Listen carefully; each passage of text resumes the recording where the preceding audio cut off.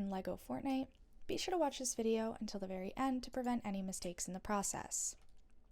So first you're going to need a level 2 pickaxe or higher, and you're just going to go into the desert and try to find this amber that looks just like this, and it's rough amber.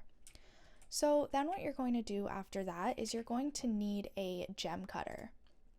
Now this you are going to use to actually make the rough amber into cut amber.